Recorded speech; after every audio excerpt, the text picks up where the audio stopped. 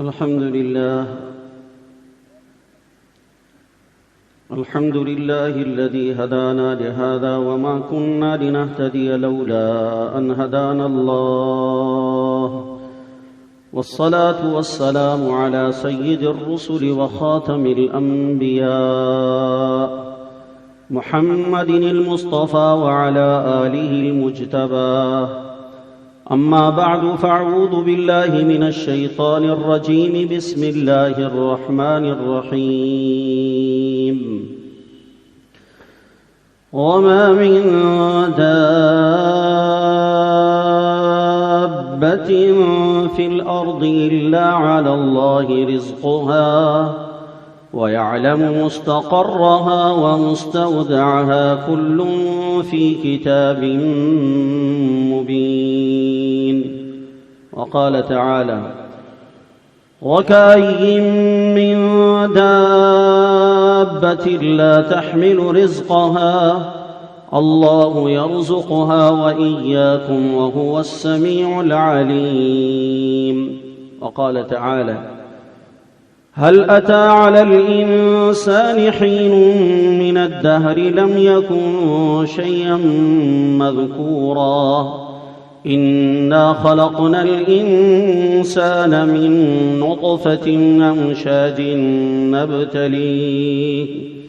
أمشاج نبتليه فجعلناه سميعا بصيرا إنا هديناه السبيل إما شاكرا وإما كفورا إنا أعتدنا للكافرين سلاسل وأغلالا وسعيرا. وعن عبد الله بن مسعود رضي الله تعالى عنه قال قال رسول الله صلى الله عليه وسلم ألا إن نفسا لن تموت حتى تستكمل رزقها فاتقوا الله وأجملوا في الطلب ولا يحملنكم استبطاء الرزق أن تطلبوه بمعاصي الله فإنه لا يدرك ما عند الله إلا بطاعته أو كما قال عليه الصلاة والسلام رواه البيهقي في شعب الإيمان. اللهم صل وسلم وبارك على سيدنا ومولانا محمد يا رب صل وسلم دائما ابدا على حبيبك خير الخلق كلهم. بات یہ چل رہی ہے ہماری اللہ سبحانہ و تعالی ہمارے خالق ہیں، ہمارے مالک ہیں. اللہ سبحانہ و تعالی نے ہمیں اس دنیا میں وجود عطا فرمایا ہے اور ان تمام کی تمام نعمتوں کو جو ظاہری ہیں یا باطنی ہیں ان سب کے پیدا کرنے والے اور دینے والے اللہ کی ذات مبارک ہے. اللہ سبحانہ و تعالی ہمارے رازق ہیں اور رزق کی لائن کی جتنی بھی نعمتیں ہیں ان سب کو پیدا کرنے والے. اس کا تعلق آسمانوں سے ہو یا اس کا تعلق زمین سے ہو، اس کا تعلق ہواؤں سے ہو، اس کا تعلق پانی سے ہو، عناصر اربعہ میں سے جہاں سے بھی اس کا تعلق ہو یا ان سب کے مرکبات سے اس کا تعلق ہو، ان سب نعمتوں کو براہ راست ایک اکیلے اللہ اپنی قدرت سے اور اپنے فیصلے اور اپنے غلبے کے ساتھ بلا شرکت غیر، بغیر کسی سے مشورہ اور صلاح لیے ہوئے اپنے ارادوں سے اللہ تعالیٰ یہ سب کچھ پیدا کر رہا ہے. اور جس کے لیے جو چیز اللہ سبحانہ و تعالیٰ پیدا کر رہے ہیں اس کو بڑے مربوط اور قاہرانہ جابرانہ نظام کے ذریعے سے اللہ اس تک پہنچا بھی رہے ہیں. اس لیے انسانوں کو اس بارے کے اندر بہت زیادہ پریشان ہونے کی اور بہت زیادہ فکر مند ہونے کی اور اس بارے کے اندر بہت زیادہ سنجیدہ ہونے کی، جس کو انگلش والے ٹینشن کہتے ہیں، ہمیں اس کی حاجت نہیں ہے. ہم روزی کے معاملے میں جتنا ریلیکس ہوں گے، جتنا سہل اور آسان اور اپنے ذہنوں کو بالکل اس میں بہت زیادہ پراگندہ نہیں کریں گے تو پھر ہمارے لیے ایک تو روزی کا مسئلہ نہیں رہے گا. اس وقت پوری دنیا کا سب سے بڑا مسئلہ جو بنا ہوا ہے وہ روزی کا مسئلہ بنا ہوا ہے. جو سب سے چھوٹا مسئلہ تھا آج وہ مسئلہ سب سے بڑا بن کر پیش ہو چکا ہے.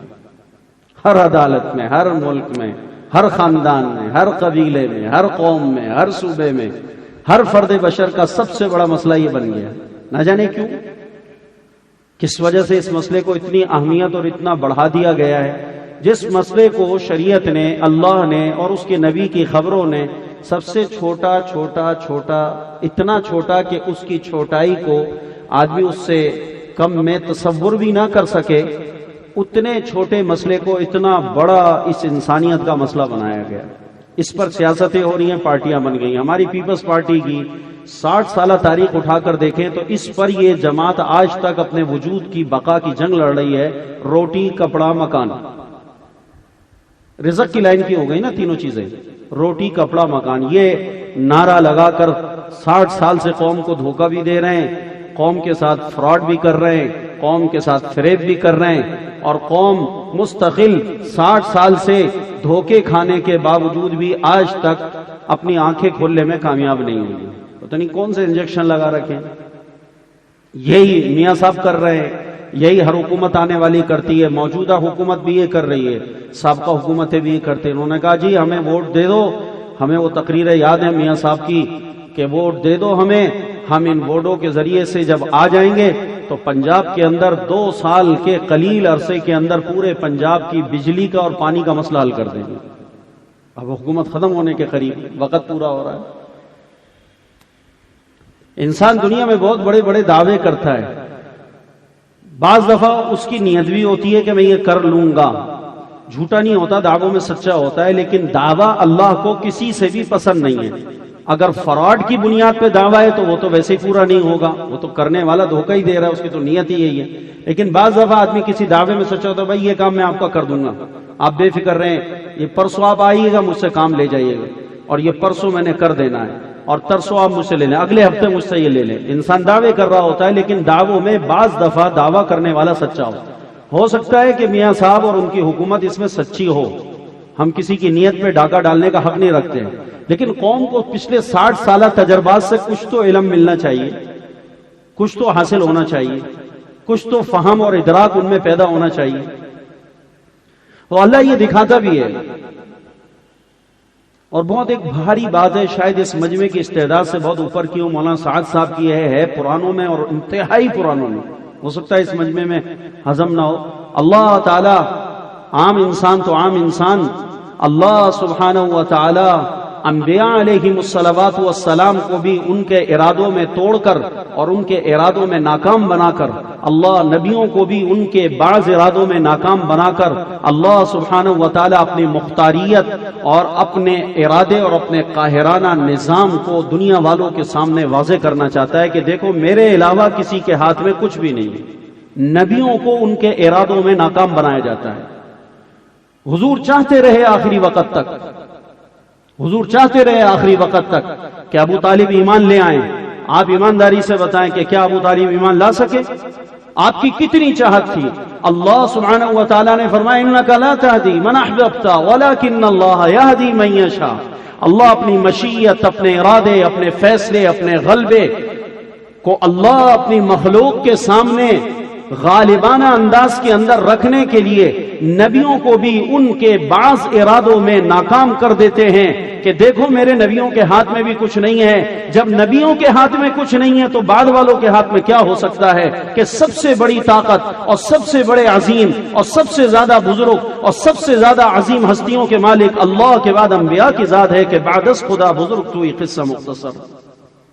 لیکن اللہ نبیوں کو ان کے ارادوں میں ناکام بنا دیتا ہے تاکہ لوگوں کو یہ بتایا جا سکے کہ کسی کے ہاتھ میں بھی، بولو بھائی، کسی کے ہاتھ میں بھی کچھ نہیں ہے۔ اگر اللہ کے علاوہ کسی کے ہاتھ میں کچھ ہوتا تو انبیاء کی جماعت وہ بزرگ ترین ہستیوں کی جماعت تھی کہ ان کے ہاتھ میں کچھ ہوتا۔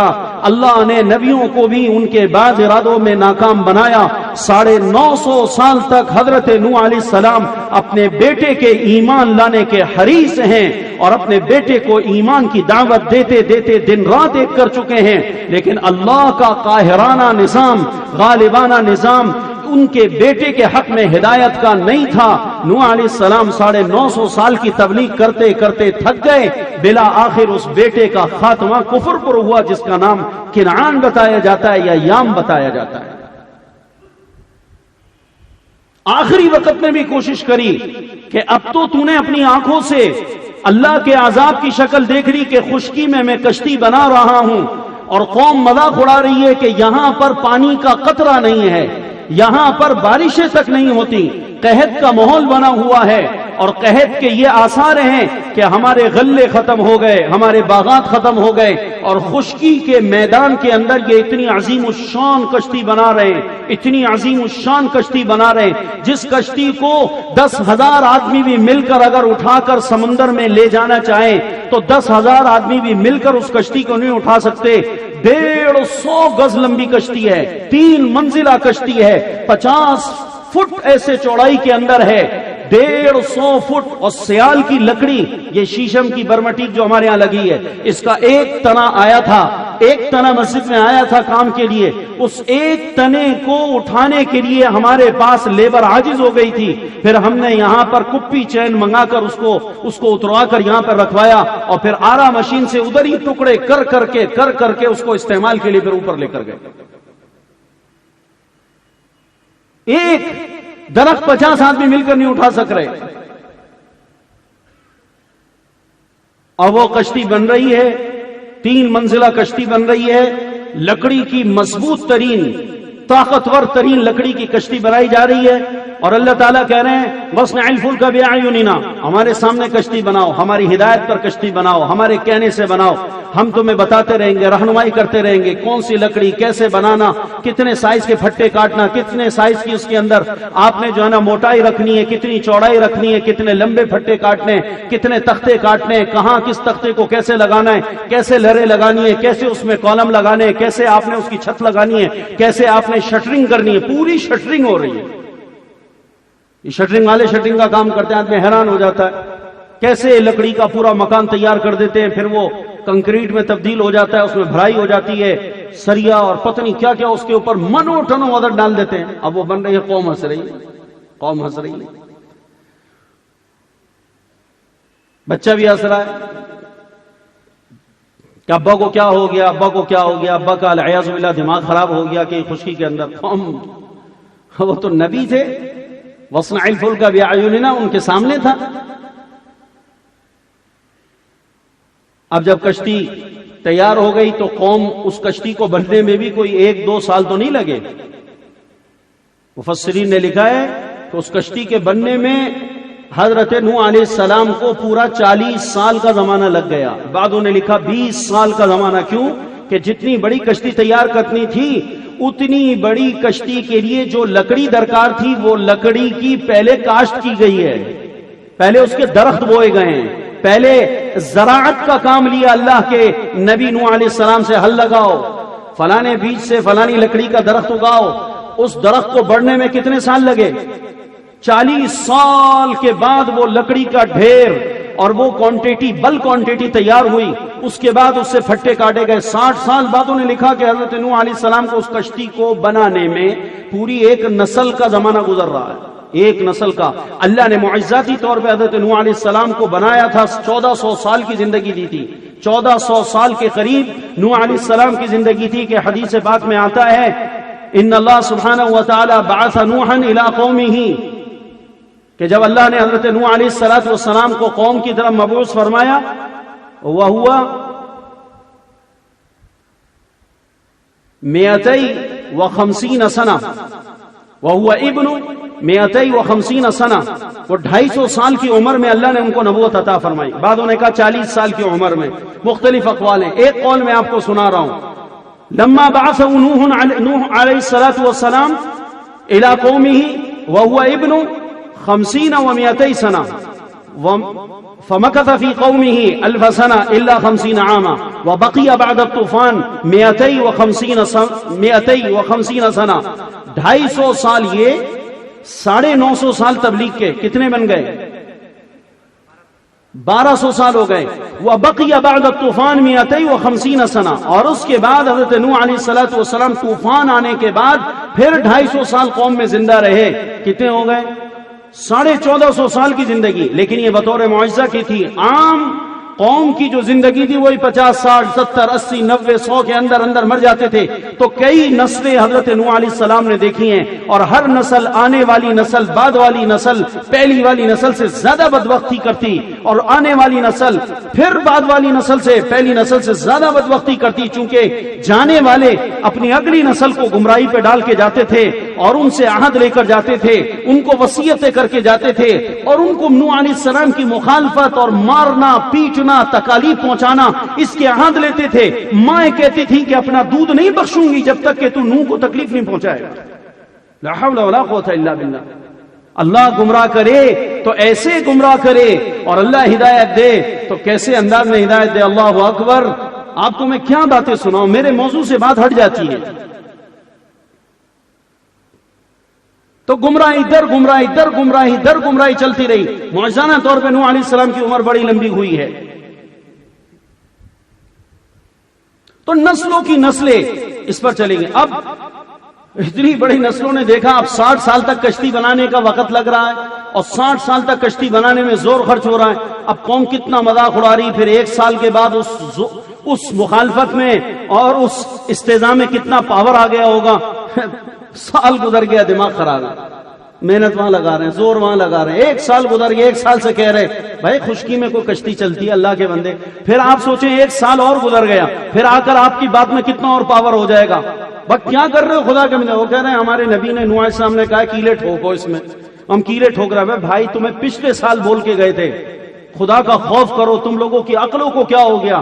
تم پاگل ہو گئے، تمہیں دیوانہ کر دیے اس آدمی نے. 1 سال سے تم اس میں کیلے ٹھوک رہے ہو، پھٹے کاٹ کاٹ کے لگا رہے ہو اس کے کہنے کے اوپر. کون سا پانی، کون سی کشتی کیسے چلے گی، کیا ہو رہا ہے؟ 1 سال اور گزر گیا، تیسرے سال کتنا پاور ہو گیا ہوگا؟ 4 سال 5 سال 6 سال 10 سال کے بعد آتا ہے وہ آگے کہتا ہے خدا کے بندے بال میرے کالے تھے جب آ کر تجھے سمجھا رہا تھا، اب میرے بالوں میں سفیدی آ گئی، کچھ تو غیرت کر، کس کے پیچھے لگے ہو؟ کیا کر رہے ہو تم؟ تمہاری عقلوں کے اوپر پردے پڑ گئے. ایک آدمی تمہیں بدھو بنائے بیٹھا ہے، ایک آدمی تمہیں چکر دے رہا ہے، ایک آدمی تمہیں گھما رہا ہے. تمہاری کوئی اپنی عقل نہیں، تمہارا اپنا کوئی سینس نہیں، تمہارے اپنا کوئی دماغ نہیں، تمہاری اپنی کوئی سوچ نہیں.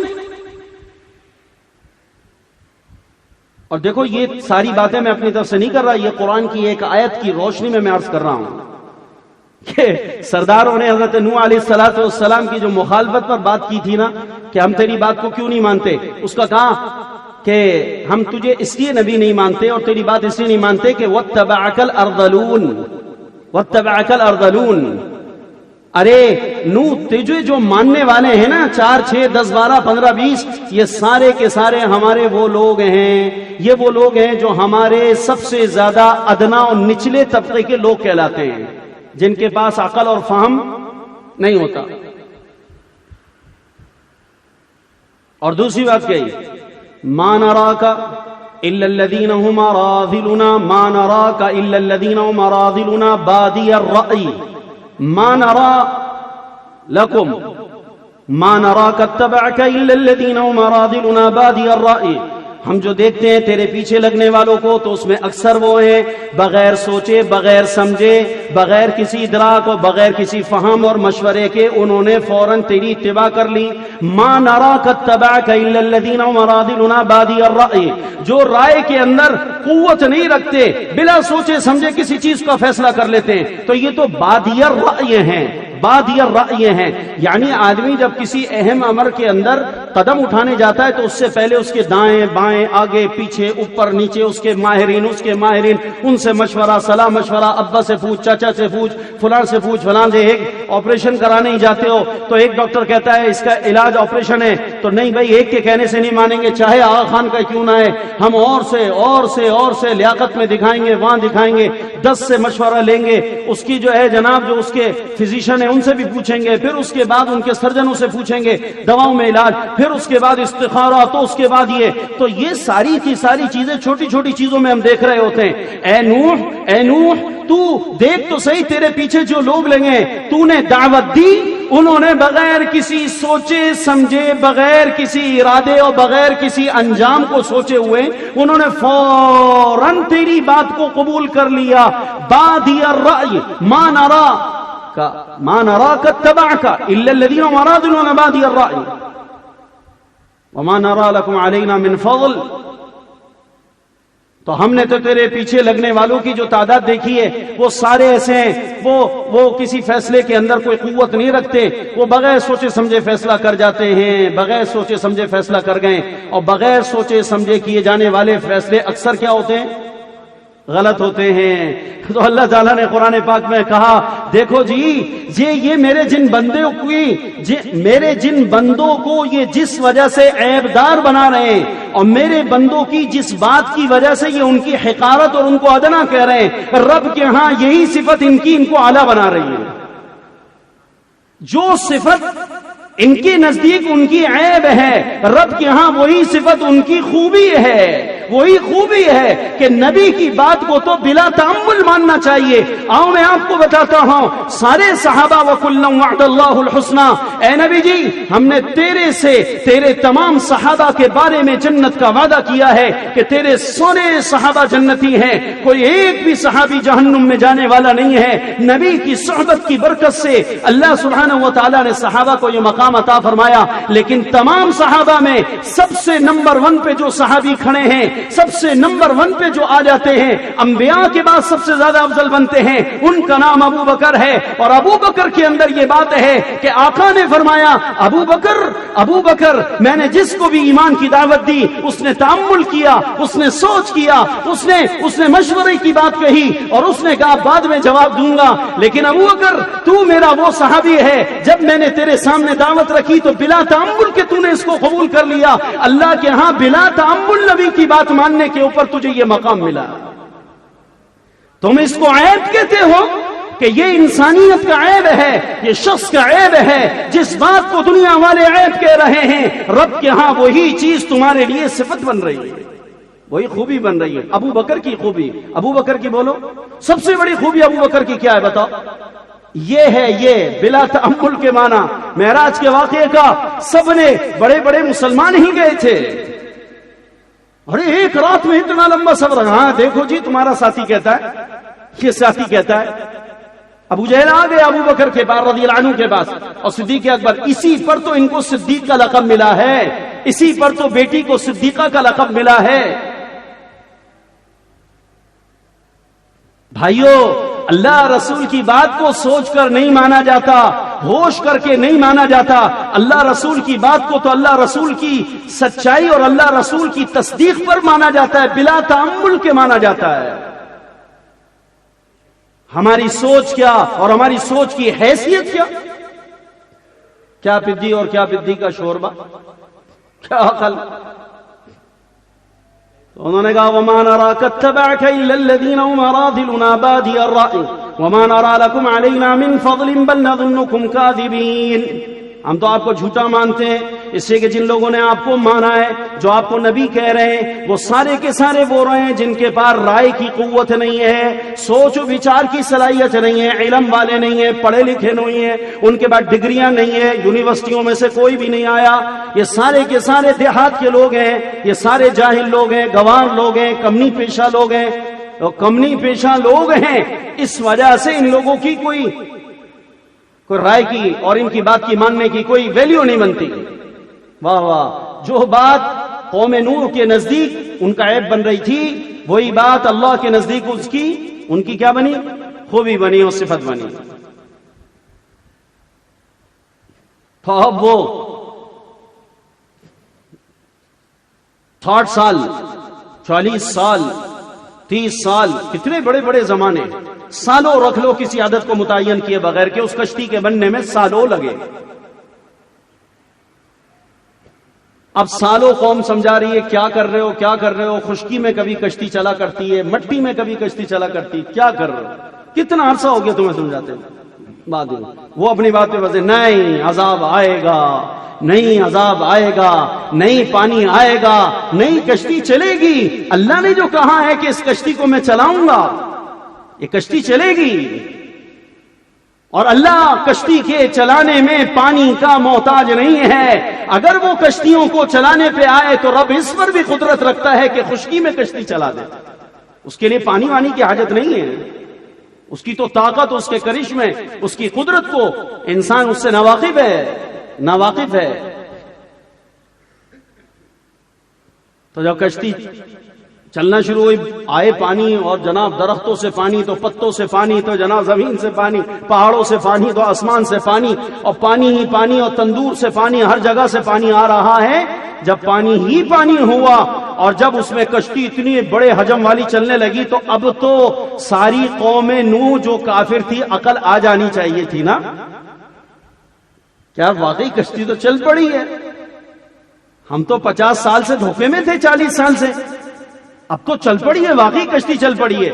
تو اس میں جس بیٹے کا باپ نبی ہو، اس بیٹے کے تو ایمان کے اندر آ جانا چاہیے نا کچھ تو اس کے عقل و ہوش آ جانا چاہیے.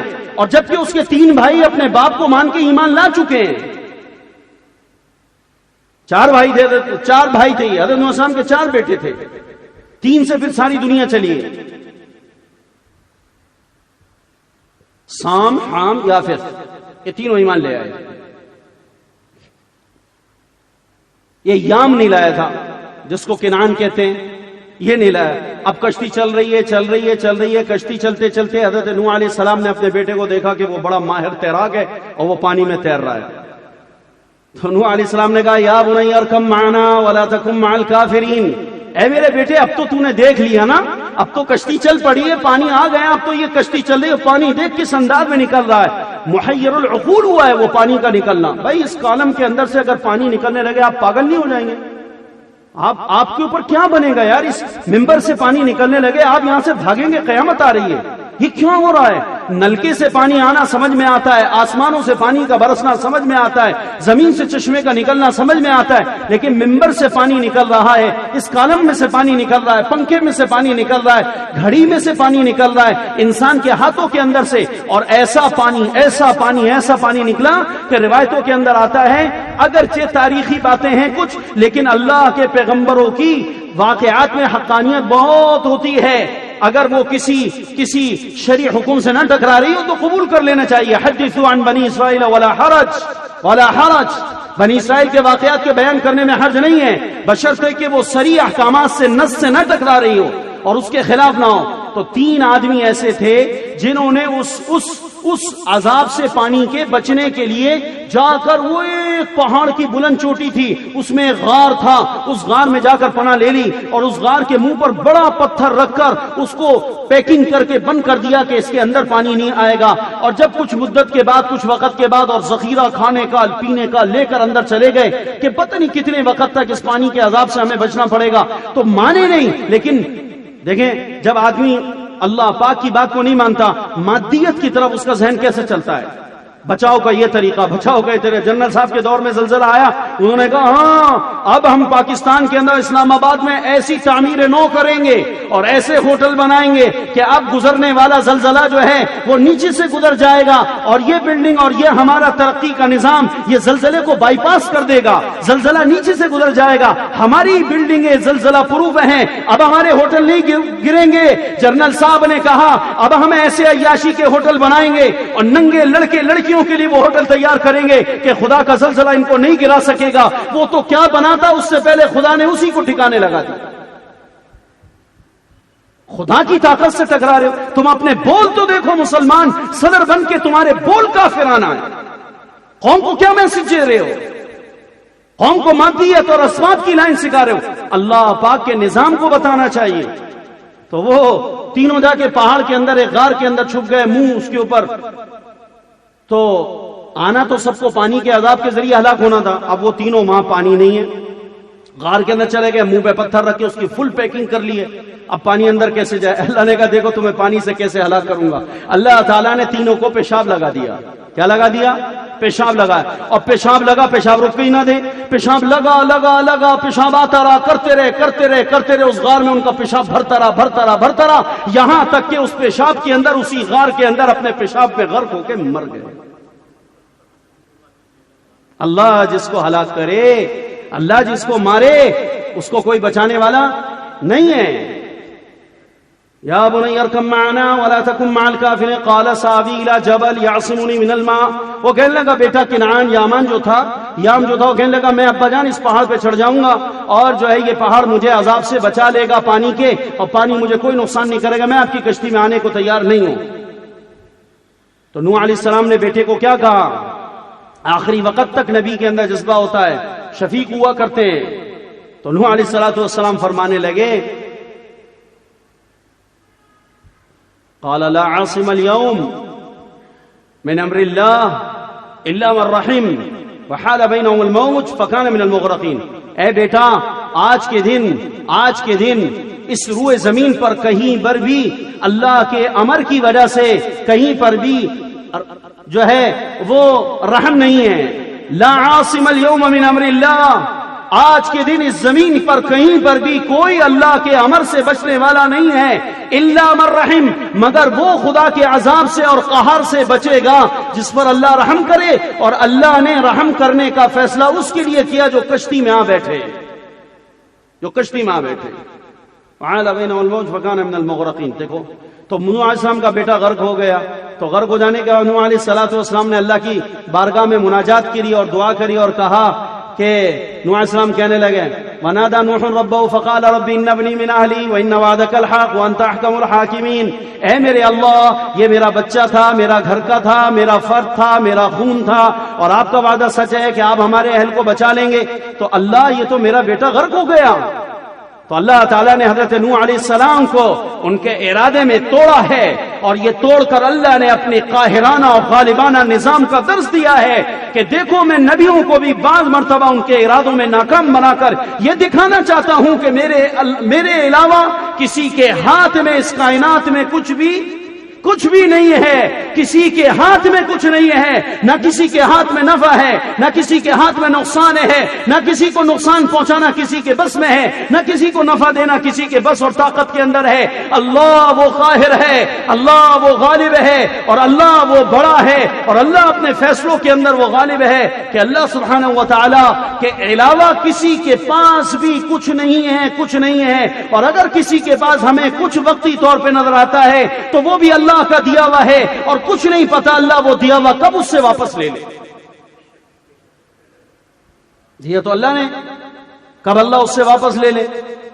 تو بھائیوں دوستو، اس پوری کائنات کے اندر، اس پوری کائنات میں رزق کا مسئلہ بڑا چھوٹا سا مسئلہ تھا، اس مسئلے کو قوم نے بہت بڑا مسئلہ بنا دیا۔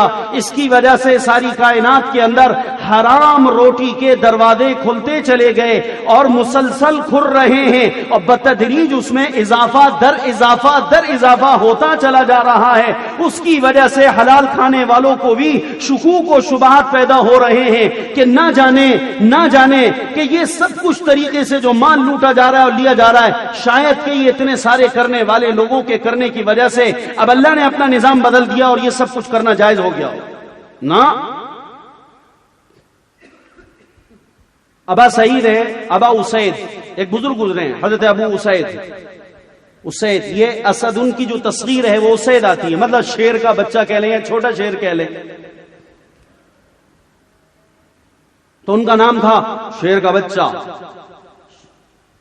شیر کے بچے کا باپ ابا اسید، چھوٹے شیر کا باپ۔ ان سے ابا اسید کے بعد کچھ لوگ آئے، وہ درویش قسم کے آدمی، اللہ اللہ کرنے میں لگے ہوئے، مسجد میں ڈیرا ڈالا ہوا، ہر وقت اعمال میں، روٹی کی کوئی فکر ہی نہیں ہے۔ تو حضرت ابا اسید رحمت اللہ علیہ سے قوم آئی اور آ کر ان سے کہنے لگی من این تأکل، آپ کہاں سے کھاتے ہیں؟ آپ کا تو کوئی ذریعہ معاش ہمیں نظر نہیں آتا۔ آج بھی لوگ کہتے ہیں یار کہاں سے آتا ہے ان مولویوں کے پاس، ہر سال حج پہ جا رہے ہیں، ہر سال عمرے پہ جا رہے ہیں، یہ ملکوں کے سفر کر رہے ہیں، تبلیغ میں پھر رہا، کہاں سے آتا ہے یار؟ ہماری اپنی عقل میں نہیں آتا۔ تو تمہاری عقل چونکہ شیطانی ہے، اس میں یہی آتا ہے کہ حرام سے جا رہے ہیں۔ تمہاری عقل شیطانی ہے، اسی اس میں یہ آتا ہے حرام۔ تمہاری عقل کے اندر رحمانیت والی صفت نہیں ہے، اس میں نور نہیں ہے، اسے کبھی نہیں آئے گا حلال۔ شیطان کہے گا کہاں سے ٹور ہے مولویوں کے، بابا ان مفتیوں کو دیکھو، ان اللہ ٹور ان کہاں سے آ رہی ہے، ان کے بعد ڈبل کیبن ہے۔ تو شیطان جواب میں کہتا ہے کاروبار تو کچھ بھی نہیں ہے، تو ڈبل کیبن آ گئی، تو کار آ گئی، تو فلانی آ گئی، تو یہ چیز آ گئی، تو یہ ان کے بعد یہ سب کچھ ہے۔ تو اس کا ایک ہی جواب دماغ میں شیطانی آئے گا، حرام۔ تو سب کو حرام پہ لگا دیا۔ ارے جس کے پیٹ میں حرام ہوگا اس کی خدا دعا قبول نہیں کرے گا۔ انہی علماء علماء کے مجمع میں آ کر تم دعا ان سے کرواتے ہو، اللہ ان کی دعاؤں پہ تمہاری بگڑیاں بنا رہا ہے. اگر ان کے پیٹ میں حرام ہوتا تو خدا کی قسم ان کی دعا ان کے حق میں قبول نہیں، تیرے حق میں کیسے قبول ہوگی؟ حرام کھانے والی کی تو دعا قبول نہیں ہے. ایک صحابی آئے، انہوں نے کہا یا رسول اللہ، اے اللہ کے رسول، مجھے کوئی ایسا نسخہ بتا دیں میری دعا قبول ہو جائے. مجھے کوئی ایسا نسخہ بتا دیں، ایسا عمل بتا دیں کہ میری دعا قبول ہونے لگے، میری دعائیں رکی ہوئی ہیں، میری دعا قبول ہونے لگے. مجھے ایسا نسخہ بتا دیں. آقا نے اتنی آسان سی اطب طعمتک واستجب دعوتک، آپ نے فرمایا میرے پیارے اپنے لقمے کو حلال کر لے، تیری دعا قبول ہو جائے گی.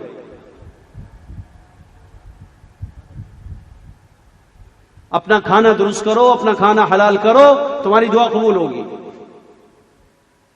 بھائیو، اللہ پہ ہمیں ناز ہونا چاہیے، اللہ پہ ہمیں اپنے لاڈ ہونا چاہیے. اللہ ہماری دعائیں قبول کرے گا اور کرتا ہے، اور اسی کی دعاؤں کی وجہ، اسی کی قبولیت کا تو یہ سارا اثر ہے کہ یہ جو اللہ تعالیٰ نے ہم لوگوں کو شان عطا فرمائی ہے، اسی رب کی مہربانیاں ہیں ساری.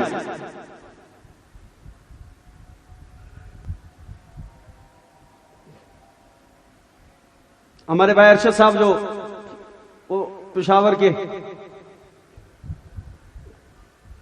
مرکز کے ساتھیوں میں آئے ہوئے تھے، کل عصر کا بیان تھا، تو انہوں نے کہا ہمارے لیے سر ہمدرد فرمایا کرتے تھے بھائی اپنی کرامات کے واقعے نہ سنایا کرو. اپنی کرامات کے واقعات سنانے سے آدمی میں تکبر اور عجب پیدا ہوتا ہے. انبیاء کے، صحابہ کے، بزرگوں کے جو گزر گئے ان کے سنایا کرو، ورنہ یقین کریں اللہ تعالیٰ نے ایسے واقعات کیے ہیں کہ آدمی بیان کرے تو لوگوں کو یقین نہ آئے کہ ہاں یہ ان کے ساتھ ہو سکتا ہے، ایسا ہوا ہوگا. لیکن ہمیشہ یاد رکھنا جب بھی آدمی اپنے کمالات کو بیان کرے گا اس سے عجب پیدا ہوگا.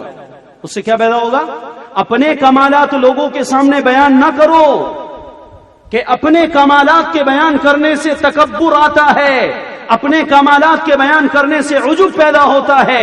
کمالات کے بیان کرنے کے لیے لاکھوں کمالات کے واقعات تمہارے اکابرین کے تمہارے پاس محفوظ ہیں. خدا کے واسطے اپنے کمالات مت بتاؤ، اپنے کمالات اور اپنی کرامات کو بیان مت کرو. میرے ساتھ یہ ہوا، میرے ساتھ یہ ہوا، میرے ساتھ یہ ہوا. اس سے تیرے اندر عجب آئے گا اور تجھے پتہ بھی نہیں چلے گا کہ تیری ہلاکت ہوتی چلی جا رہی ہے، اور اندر سے تو گرتا چلا جا رہا ہے، اوپر تو چڑھتا چلا جا رہا، اندر تو گرتا چلا جا رہا. قیامت کے دن فیصلہ اوپر کے چڑھنے پر جب ہوگا جب تو اندر سے چڑھا ہوا ہوگا. اندر سے گرنے والوں کے ساتھ فیصلے نہیں ہوں گے. میرے کو ایسے دل کو لگی عصر کے بعد کل بیان میں وہاں پہ میں نے کہا یار دیکھو عام سا آدمی ہے اور عام سا ساتھی ہے، نہ مولوی ہے نہ مفتی ہے نہ کچھ ہے، بس تبلیغ میں زندگی لگا رکھی ہے. اللہ نے کیسے حکیمانہ بات اس کی زبان پہ جاری کری کہ ہمارے حضرات فرمایا کرتے ہیں بھائی اپنے کمالات اور اپنی کرامات مت سنایا کرو، اس سے عجب پیدا ہوگا، اس سے بڑھائی پیدا ہوگی. سنانے کے لیے تو انبیاء اور صحابہ اور بزرگان دین اور جو اسلاف ہمارے چلے گئے ان کی کرامات اور ان کے واقعات اور اللہ کی مدد کے وہ سارے واقعات بہت ہیں.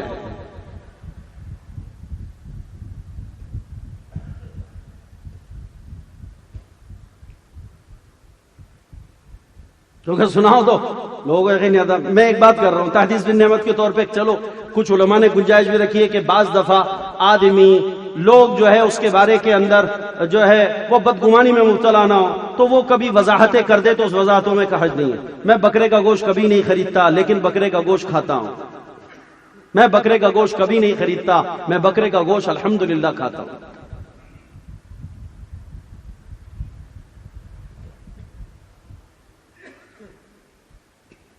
ایک واقعہ اور سنا دیتا ہوں.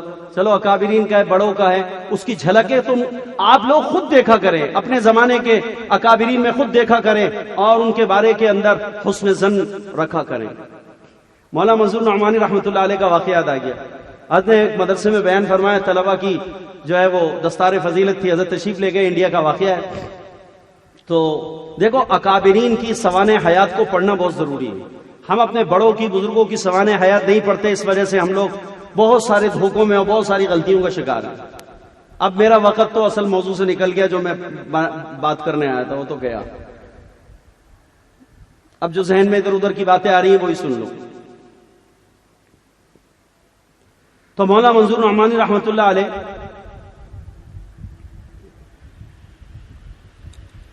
فرمانے لگے کہ میرے والد ماجد حج پر تشریف لے گئے اور حج سے واپس آئے اور بہت خوش آئے، بہت خوش آئے، اور آ کر مجھے مسردہ سنایا، کہنے لگے نعمان منظور، میں نے اس دفعہ حج کے سفر میں ملتزم پہ کھڑے ہو کر تیرے لیے ایک خاص دعا اللہ سے کی اور بار بار کری اور گڑ گڑا کر کری، اور مجھے خوشخبری سنائی گئی اور خوشخبری مجھے دکھائی گئی کہ اللہ نے میری وہ دعا تیرے حق میں قبول کر لی۔ بیٹا میں تیرے لیے منظور ایک دعا کر کر آیا، اور تجھے مبارک ہو کہ وہ دعا اللہ نے تیرے حق میں، تیرے باپ کی دعا تو ویسے بھی جو ہے نا اس کے درمیان اولاد کے لیے جب باپ دعا کرتا ہے نا، میرے بھائیوں بچوں کو اللہ سے مانگ مانگ کے قبول کراؤ۔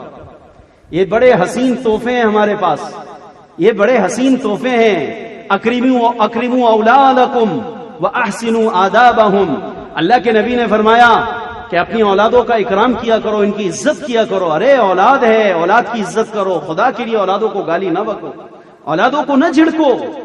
اولادیں ہیں، یہ ہمارا سرمایہ ہے، سب سے بڑا سرمایہ۔ کتنا بڑا سرمایہ ہے؟ دیکھو بھائیو، جب میں دنیا سے چلا جاؤں گا تو میرے نام کو باقی رکھنے کا ذریعہ اس دنیا میں کون بنے گا؟ اولاد بنے گی۔ اور میری نسل کو آگے تک چلانے کا ذریعہ کون بنے گی؟ اولاد بنے گی، کہ یہ اولاد پھر شادیاں کرے گی، پھر اس کے اندر میرے پوتے ہوں گے، میرے نواسے ہوں گے، پھر اس کے بعد وہ شادیاں، پھر پڑ پوتے ہوں گے، پھر چڑ پوتے ہوں گے، پھر نواسے در نواسے در نواسے، قیامت تک میری نسل چلتی رہے گی۔ اس کا ذریعہ خدا نے اس وقت میری اس موجودہ نسل کو بنایا۔ اس لیے آدمی شادی مستیوں کے لیے، شہوت رانی کے لیے نہیں کرتا، اور خالی سنت کے احیاء کے لیے بھی نہیں ہے کہ اولاد نہ ہو تو آدمی گزارا کرتا رہے۔ معاف کیجئے گا، مستورات ناراض نہ ہو، مستورات بعض نہ مرتا ان کے خلاف کوئی بات چلی جائے وہ خلاف نہیں ہوتی، لیکن ان کا ذہن چھوٹا ہوتا ہے، اس کو خلاف سمجھ لیتی ہیں۔ تو آدمی کو اولاد کے لیے آدمی شادی کرتا ہے۔ اگر اولاد نہیں ہے تو ہماری مسلمان بہنوں کو چاہیے اپنے خاوند کی زور دے کر شادی کراویں دوبارہ، کہ اللہ اس کی نسل چلائے۔ دیکھیں سوتن کا جہاں تک معاملہ ہے نا، اس کو برداشت کرنا آسان نہیں ہے۔ اگر آپ پر یہ حال آ جاتا نا تو پھر اس کے بعد لگ پتہ جاتا۔ سوتن کو برداشت کرنا آسان نہیں، وہ تو جھگڑا رہے گا۔ ساس بہو کا جھگڑا اور سوتنوں کا جھگڑا تو یہ تو ہے۔ اس لیے ایک مول صاحب سے میری بات ہو رہی تھی، وہ کہنے لگے یار دیکھو اللہ سبحانہ و تعالیٰ کتنے کریم ہیں۔ اللہ سبحانہ و تعالیٰ کو پتا تھا میں اپنے نبی کی بہت ساری شادیاں کروں گا اور ان کی بہت ساری بیویاں ہوں گی، تو اگر والدہ ماجدہ اگر زندہ ہوتی تو ساس اور بہوؤں کے جھگڑے نبی کے گھر میں بھی شاید کھڑے ہو جاتے۔ اس لیے اللہ نے اپنے نبی کو اس جھگڑے سے نمٹانے کے لیے ان کی والدہ ماجدہ کو پہلے اپنے پاس بلا لیا، کہ میرے نبی کے گھر کے اندر یہ ساس بہو کا جھگڑا یہ کھڑا ہی نہ ہو۔ سوتنوں کا رہتا ہے، وہ حضور صلی اللہ علیہ وسلم کے گھر میں بھی رہا، لیکن اس کے اندر بہت زیادہ ہائپر ہونے کی ضرورت نہیں۔ اس کو مولانا طریق جمیل صاحب مدظلو بڑے اچھے انداز میں فرماتے دیکھو شرک کی نفی پہ مولانا ایک دفعہ بات کر رہے تھے کہ توحید اللہ کو کیسی پسند ہے۔ فرمانے لگے دیکھو سب سے زیادہ اللہ ناراض مشرک سے ہیں، سب سے زیادہ ناراض کس سے ہیں؟ مشرک سے ہیں۔ اور منظور نعمانی کا واقعہ بتا دینا، پھر وہ کہیں اور نکل گئی بات۔ تو سب سے زیادہ ناراض اللہ تعالیٰ شرک سے ہیں کہ اس کی بخشش نہیں، باقی سب کی بخشش ہو سکتی ہے، اللہ کی مشیت کے اوپر ہے، لیکن اس کی نہیں ہوگی۔ ان اللہ لا یغفر ان یشرک بہ ویغفر ما دون ذلک لمن یشاء، اس کی بخشش نہیں ہے، باقی سب کی ہو سکتی ہے، اللہ کی مشیت کے اوپر ہے۔ کا اس وجہ سے کہ دیکھو تم دنیا کے اندر دیکھتے ہو کہ ایک آدمی نے ایک شادی کر لی ہے، اب خاوند کی ساری توجہ، ساری محبت، سارا کچھ اسی ایک کی طرف ہے۔ اب اگر خاوند دوسری شادی کر لیتا ہے تو خاوند کی جو محبت ہے وہ دو جگہ تقسیم ہو جاتی ہے، یہ بھی بیوی ہے یہ بھی بیوی ہے، اب حق دینے ہیں، دونوں کے ساتھ معاملہ برتاؤ محبت کرنی ہے۔ تو جب وہ دوسری کر لیتا ہے تو گھر میں کیسے جھگڑے کھڑے ہو جاتے ہیں۔ فرمایا کہ کیوں جھگڑے کھڑے ہوتے ہیں کہ ایک عورت اپنی محبت کے اندر، یعنی اپنی خاوند کی محبت میں، ایک عورت اپنی خاوند کی محبت میں شرک برداشت نہیں کر سکتی، ایک عورت اپنے خاوند کی محبت میں شرک برداشت نہیں کر سکتی، تو اللہ اپنی ذات کے اندر کیسے شرک برداشت کرے گا؟ ایک عورت اپنے خالق کی محبت میں شرک برداشت نہیں کرتی، اس سے جھگڑے کھڑے ہو جاتے ہیں، تو اس کائنات میں تم اللہ کے غیروں کو پکارتے رہو اور اللہ کے غیر کو الہ بناؤ اور معبود بناؤ اور حاجت روا بناؤ اور مشکل کشا بناؤ اور مختار کل بناؤ اور اس سے بچے مانگو اور اس سے بیٹیاں مانگو اور اس سے روٹی اور شفا مانگو، خدا اس کائنات میں کیسے برداشت کرے گا؟ کیسے برداشت کرے گا؟ اس کائنات میں فساد نہیں آئے گا تو اور کب آئے گا؟ سب سے بڑے کائنات میں فساد کی جڑ یہ مشرک ہیں۔ اس کائنات میں کسی کی وجہ سے اتنا فساد نہیں ہے جتنا کہ ان مشرکوں کی وجہ سے کائنات میں فساد ہے۔ ساری کائنات کا امن ان ظالموں کی وجہ سے تباہ ہوا ہے۔ اللہ برداشت نہیں کرتا، بالکل برداشت نہیں کرتا۔ تو مولانا کہنے لگے کہ والد ماجد آئے اور آ کر مجھے کہنے لگے بیٹا تیرے حق میں ایک میں نے ملتزم پر جا کر دعا کری اور اللہ کے فضل سے وہ دعا تیرے حق میں قبول ہونے کی بشارت بھی ملی۔ تو مولانا کہنے لگے میں بڑا خوش ہو گیا، بڑا خوش ہو گیا۔ تو میں نے ابا جان سے کہا کہ ابا جان آپ میرے لیے کیا دعا کر آئے؟ کہنے لگے کہ میں نے ملتزم پر جا کر تیرے لیے دعا کری کہ اللہ میرے بیٹے منظور کو دنیا کی ایک پھوٹی کوڑی بھی نہ دینا۔ کیا دعا کری؟ یا اللہ میرے بیٹے منظور نعمانی کو ایک پھوٹی کوڑی بھی دنیا میں نہ دینا، اس کو ایک پھوٹی کوڑی کا بھی مالک نہ بنانا۔ مولانا کہنے لگے جب ابا جان نے مجھے یہ کہا تو میرے تو پیروں تلے زمین ہی نکل گئی۔ میں انا للہ و انا الیہ راجعون، ابا یہ کون سی دعا کر آ گئے؟ کہنے لگے بیٹا پوری دعا تو سن لے، پوری دعا تو سن لے، ناراض نہ ہو۔ میں نے اللہ سے یہ دعا کری کہ اللہ میرے منظور کو دنیا میں ایک پھوٹی کوڑی کا بھی مالک نہ کرنا، لیکن اس کی کسی حاجت کو بھی رکنے نہ دینا، اس کی ساری حاجتوں کو تو خود پورا کر دینا۔ کہنے لگے خدا کی قسم زندگی مدرسے میں گزری اور اب بھی مدرسے والے ہی ہیں، اس کے علاوہ تو ہمارا کوئی اور راستہ نہیں ہے، لیکن اللہ کی قسم جب جہاز میں جانے کی تقاضا آیا اللہ نے جہاز کا ٹکٹ دے دیا، اور جب کار میں جانے کا تقاضا آیا اللہ نے کاریں حاضر کر دی، اور جب بسوں میں جانے کا تقاضا آیا اللہ نے بسیں فراہم کر دی، اور جب ریل کار میں جانے کا تقاضا آیا اللہ نے ریل کار کے ٹکٹ کا انتظام کر دیا۔ خدا کی قسم میرے ملک میں اب بھی ایک پھوٹی کوڑی نہیں ہے، لیکن اس دنیا میں میری کوئی حاجت رکتی نہیں ہے، کوئی حاجت رکتی نہیں۔ ہم کہتے ہیں ہمارے ملک میں ہوگا تو پھر ہمارے سارے کام چلیں گے، مال سے چیزیں ہوں گی اور چیزوں سے ہماری ضرورتیں پوری ہوں گی۔ نہ، مولانا الیاس صاحب رحمۃ اللہ علیہ کا قول میں نے سنایا تھا، یہ تو باطل کا طریقہ ہے کہ محنت کرو گے تو مال ملے گا، مال ہوگا تو چیزیں ملیں گی، چیزیں ہوں گی تو ضرورتیں پوری ہوں گی۔ ہم تو یہ کہہ رہے ہیں اللہ بغیر محنت کے مال دے گا اور بغیر مال کے چیزیں دے گا، اور بغیر چیزوں کے اللہ ضرورتوں کو پورا کرے گا۔ اللہ بغیر چیزوں کی ضرورتیں پوری کرے گا۔ تو حضرت عباس اسید سے کسی نے کہا من این تاکل، حضرت کہاں سے کھاتے ہیں؟ تو ظاہر میں تو کچھ بھی نہیں، درویش آدمی کا کیا حال ہے، کہاں سے آیا؟ تو حضرت ابا اسید رحمت اللہ علیہ کہنے لگے سبحان اللہ، اللہ اکبر، اللہ کی ذات بڑی پاک ہے، اللہ سب سے بڑا ہے، اللہ سبحانہ و تعالی سب سے بڑا ہے۔ کہنے لگے کہ اللہ سبحانہ و تعالی وہ ذات ہے، ان اللہ لا يرزق الکلب افلا يرزق ابا اسید، اللہ کی ذات تو وہ ذات ہے جو کتوں کو روٹی دے رہا ہے، کتوں کو کھانا دے رہا ہے، میں تو شیر کے بچے کا باپ ہوں، مجھے روٹی نہیں ملے گی؟ تو کہتا ہے میں نہیں نہ تاکل، کہاں سے کھاؤ گے؟ کہنے لگے سبحان اللہ، الحمدللہ، اللہ اکبر، اللہ کی ذات پاک ہے، اللہ بہت بڑا ہے، ان اللہ لا يرزق الکلب، اللہ سبحانہ و تعالی وہ تو کتوں کو روٹی دے رہا ہے، وہ تو کتوں کو بھی روٹی کھلاتا ہے، افلا ارزق ابا اسید، اللہ تعالیٰ کیا ابا اسید کو رزق نہیں دے گا؟ اللہ تعالیٰ مجھے روٹی نہیں دے گا؟ اللہ تعالیٰ روٹی دے گا۔ حاتم ابن اسم رحمۃ اللہ علیہ سے کسی نے یہ بات پوچھی کہ آپ کہاں سے کھاتے ہیں؟ تو انہوں نے بیوی مریم والا جواب دیا۔ جب حضرت زکریا نے ان سے پوچھا نا انا لکی ھذا، یہ پھل کہاں سے آئے؟ تو انہوں نے کہا قالت هو من عند اللہ، یہ اللہ کی طرف سے آئے، ان اللہ یرزق من یشاء بغیر حساب، اللہ جس کو چاہتا ہے وہ بے حساب روزی عطا کرتا ہے، رزق عطا کرتا ہے۔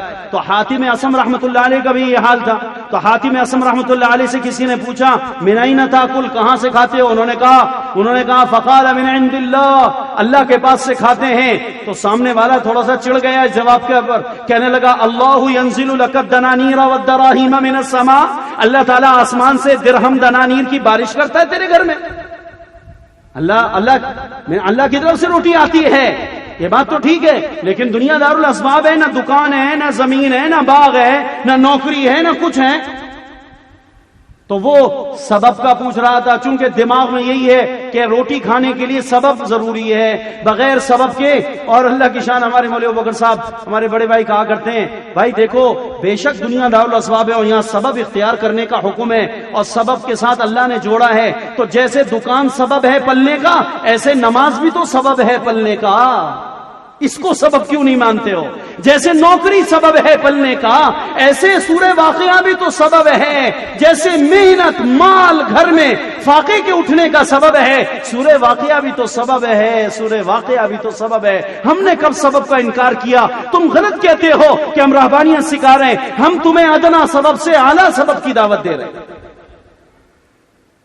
تم ان اسباب کو اختیار کرنا ضروری سمجھ رہے ہو جو اسباب کافروں نے بھی اختیار کر رکھے۔ ارے آؤ ہماری دعوت کو سنو، ہم تمہارے کو ان اسباب کی دعوت دے رہے ہیں جو اسباب خالصتاً مسلمان کے اسباب ہیں، جو کافر کو حاصل ہی نہیں ہے، جو کافر کو حاصل نہیں ہے۔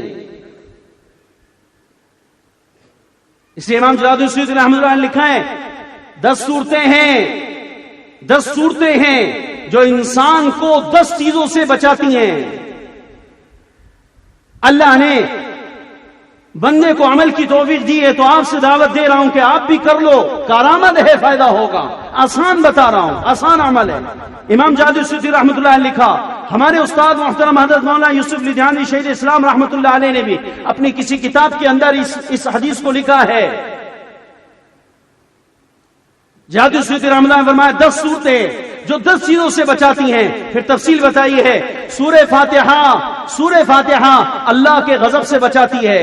سورہ یاسین انسان کو قیامت کی سخت پیاس والے دن کی پیاس سے بچاتی ہے، اور سورۃ الدخان قیامت کے دن کی ہولناکیوں سے بچاتی ہے، اور سورۃ الواقعہ فقر و فاقہ سے بچاتی ہے، اور سورہ ملک عذاب قبر سے بچاتی ہے، اور سورہ کوثر دشمنوں کی دشمنی سے بچاتی ہے، اور سورۃ القل یا ایھا الکافرون شرک اور کفر کی موت سے بچاتی ہے، اور سورہ اخلاص منافقت سے بچاتی ہے، اور سورۃ الفلق یہ انسان کو حاسدوں سے بچاتی ہے، اور سورۃ الناس انسان کو وسوسوں سے بچاتی ہے۔ دوبارہ کہہ دوں شاید ذہن اتنے حاضر اور حافظہ اتنا قوی نہ ہو۔ 10 صورتیں ہیں 10 چیزوں سے بچاتی ہیں، 10 صورتیں ہیں جو 10 چیزوں سے بچاتی ہیں۔ علامہ جلال الدین السیوطی رحمہ اللہ نے لکھا، ہمارے استاد محترم شہید اسلام حضرت مولانا یوسف لدھیانوی رحمۃ اللہ علیہ نے بھی لکھا ہے، اور علامہ جلال الدین السیوطی کے حوالے سے لکھا ہے، میں نے خود پڑھا ہے حضرت کی کتاب کے اندر۔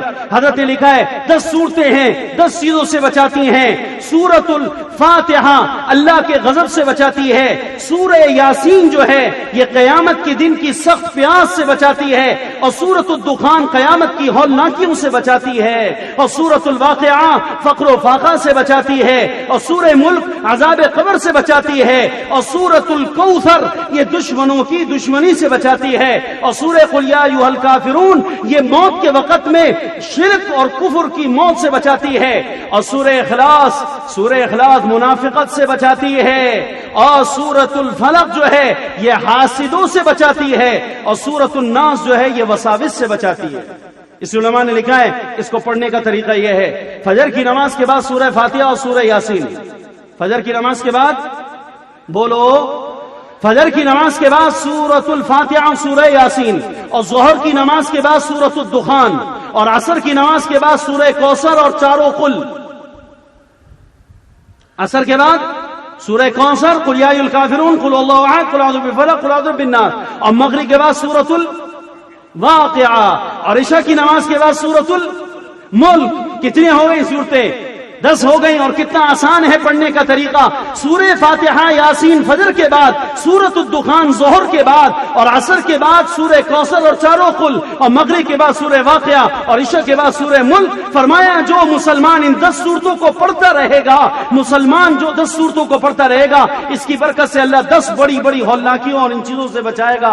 اب بتاؤ، میں دعوت دیتا ہوں، کون ہے جو موت تک ان سورتوں کو پڑھنے کا پابندی سے ارادہ کرتا ہے؟ کون پڑھتا رہے گا؟ کون پڑھتا رہے گا؟ یاد دہانی کے ساتھ پڑھنا کہ آدمی کو عمل پر جمانے والی چیز اس کی فضیلت اور اس کا استحضار ہے۔ اللہ عمل کے وقت میں ہمیں اس عمل کا استحضار نصیب فرما۔ سووا صفوفکم اعتدلوا، سد الخلل، دائیں بائیں کندھا ٹخنا دیکھ کر تمام بھائی صفیں سیدھی فرما لیجیے۔ صفوں کا سیدھا کرنا یہ اقامت صلاۃ کا ذریعہ ہے۔ صفیں سیدھی ہوں گی، اللہ تعالی ہمارے قلوب کو مجتمع فرما دیں گے۔ صفوں کا سیدھا کرنا یہ تمام نمازی بھائیوں کی ذمہ داری ہے۔ صفیں جس وقت بن رہی ہوتی ہیں، اللہ تعالیٰ کے فرشتے صفیں درست کرنے والوں کے لیے رحمت کی دعا کرتے ہیں۔ آسمان کے دروازے جس وقت صفیں بنائی جا رہی ہوتی ہیں، دعاؤں کے واسطے اللہ اپنے بندوں کے لیے کھول دیتا ہے۔ اس سے اپنی حاجات میں اللہ کی طرف متوجہ ہونا بہت ضروری ہے۔ اللہ دارین کی عافیت و سلامتیاں نصیب فرمائے، ایمان پر خاتمہ بالخیر عطا فرمائے، حلال پاکیزہ عافیت والی برکتوں والی روزی اللہ تعالی عطا فرمائے، اور ہر قسم کی بیماریوں سے، حادثات سے، ناگہانی آفتوں سے اللہ تعالی تمام مسلمانوں کی، ہم سب کی اللہ تعالی حفاظت فرمائے۔ اقامت ہو رہی ہے۔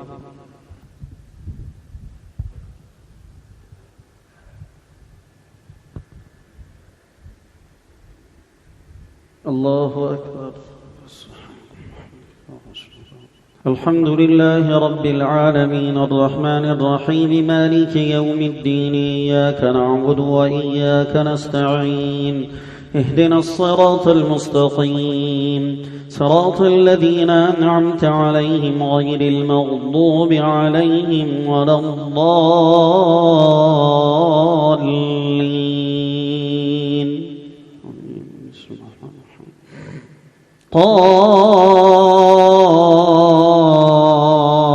قاف والقرآن المجيد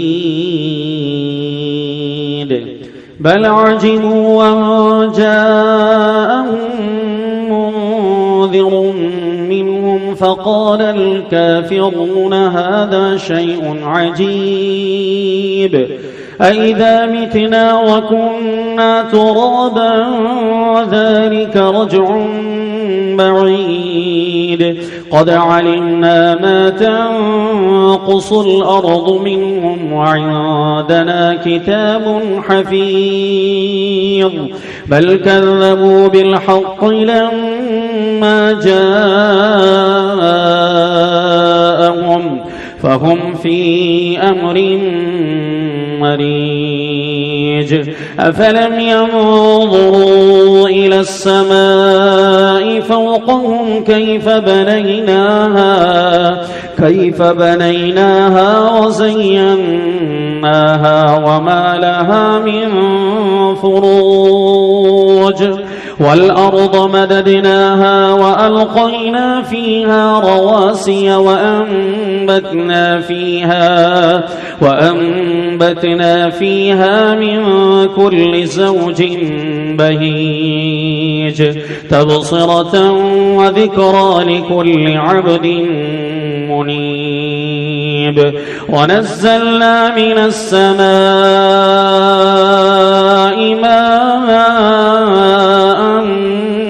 مباركا فأنبتنا به جنات وحب الحصيد والنخل باسقات لها طلع نضيد رزقا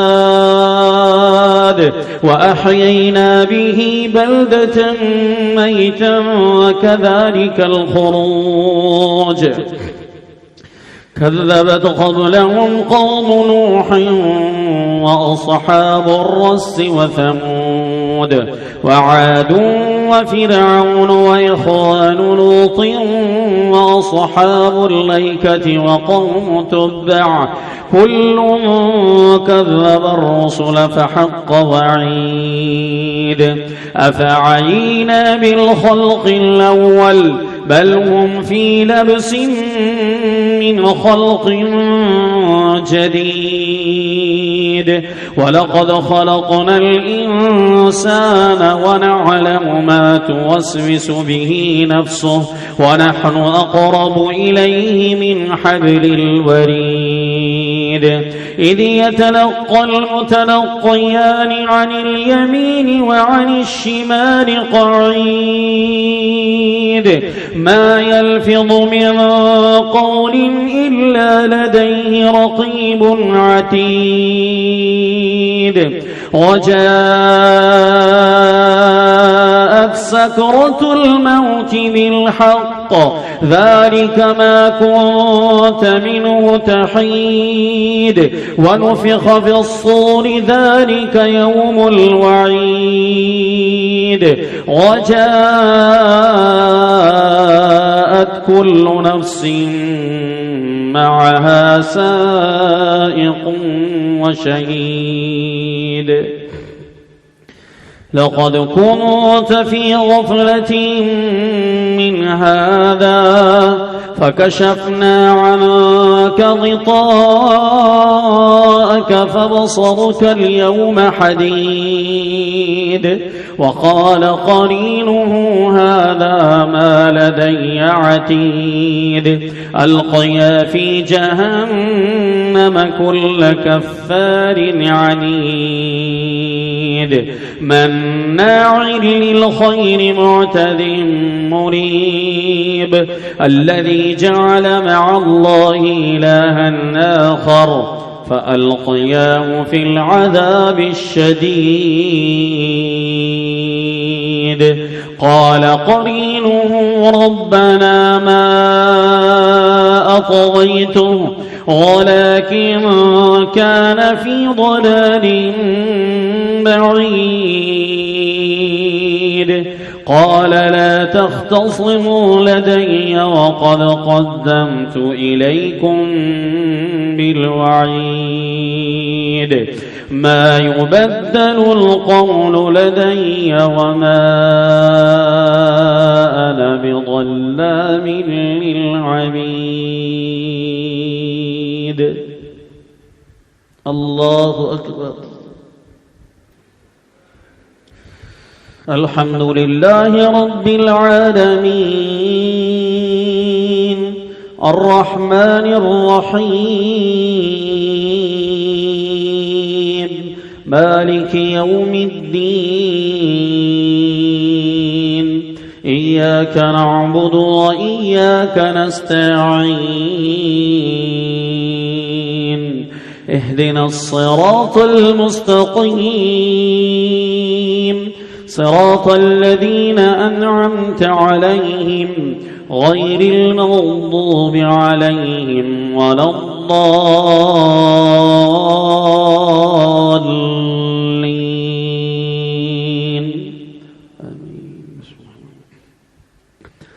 يوم نقول لجهنم هل امتلأت وتقول هل من مزيد وأزلفت الجنة للمتقين غير بعيد هذا ما توعدون لكل أواب حفيظ من خشي الرحمن بالغيب وجاء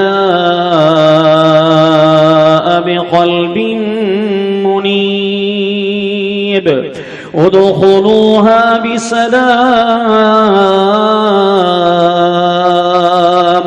ذلك يوم الخلود لهم ما يشاءون فيها ولدينا مزيد وكم أهلكنا قبلهم من القرون هم أشد من قرن هم أشد منهم بطشا وكم أهلكنا قبلهم من قرن هم أشد منهم بطشا فنقبوا في البلاد من قرن هم أشد منهم بطشا في البلاد هل من محيص إن في ذلك لذكرى لمن كان له قلب أو ألقى السمع وهو شهيد ولقد خلقنا السماوات والأرض وما بينهما في 6 أيام وما مسنا من لغوب فاصبر على ما يقولون وسبح بحمد ربك قبل طلوع الشمس وقبل الغروب ومن الليل فسبحه وأدبار السجود واستمع يوم ينادي المناد من مكان قريب يوم يسمعون الصيحة بالحق ذلك يوم الخروج إنا نحن نحيي ونميت وإلينا المصير يوم تشقق الأرض عنهم سراعا ذلك حشر علينا يسير نحن أعلم بما يقولون وما أنت عليهم بجبار فذكر بالقرآن من يخاف وعيد الله أكبر الله أكبر استغفر اللهم أنت السلام ومنك السلام تباركت يا ذا الجلال والإكرام واعف عنا واغفر لنا وارحمنا أنت مولانا فانصرنا على القوم الكافرين وصلى الله تعالى على خير خلق سيدنا مولانا محمد وعلى آله وصحبه أجمعين آمين برحمتك يا أرحم الراحمين. السلام عليكم ورحمة الله وبركاته.